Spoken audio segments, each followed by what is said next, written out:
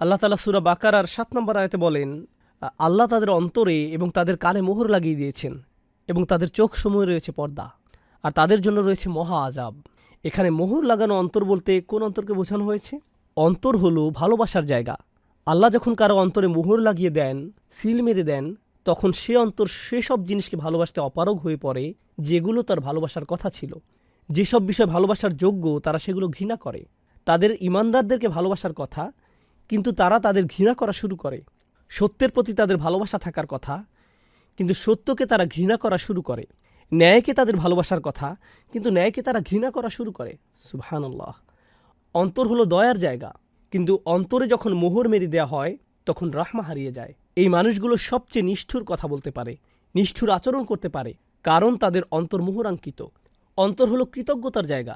কৃতজ্ঞতা আসে অন্তর থেকে।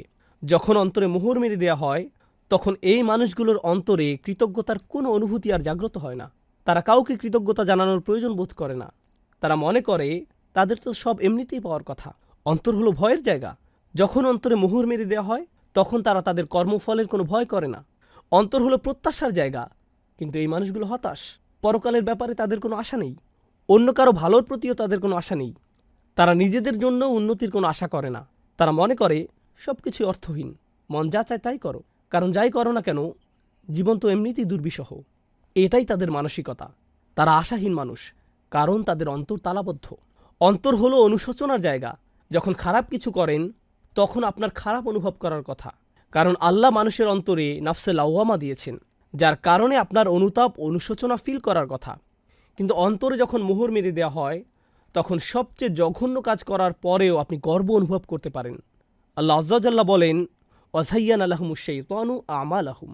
শয়তান তাদের দৃষ্টিতে তাদের কাজগুলোকে সুশোভিত করে দিয়েছে। অন্তর হলো লজ্জা পাওয়ার জায়গা, কিন্তু এই মানুষগুলোর কোনো লজ্জা শরম আর অবশিষ্ট নেই। যখন অন্তর মরে যায় তখন তাদের কথাবার্তা, আচার আচরণ, জামা কাপড় যতই অশ্লীল, অমার্জিত আর কুরুচিপূর্ণ হোক না কেন, এতে তাদের আর কিছু যায় আসে না। আল্লাহ মানুষের প্রকৃতিতে যে বিষয়গুলোকে বিশ্রী কদাকার করে দিয়েছেন তারা সেগুলোকে নিজেদের জন্য সুন্দর বানিয়ে নেয়।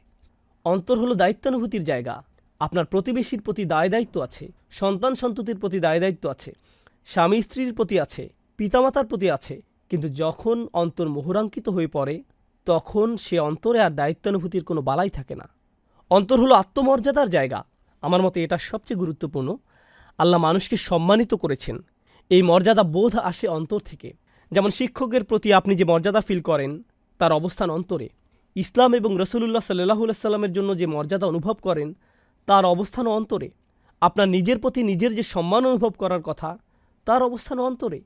কিন্তু অন্তরে যখন মোহর মেরে দেওয়া হয় তখন সেখানে আর কোনো মর্যাদা বোধ অবশিষ্ট থাকে না।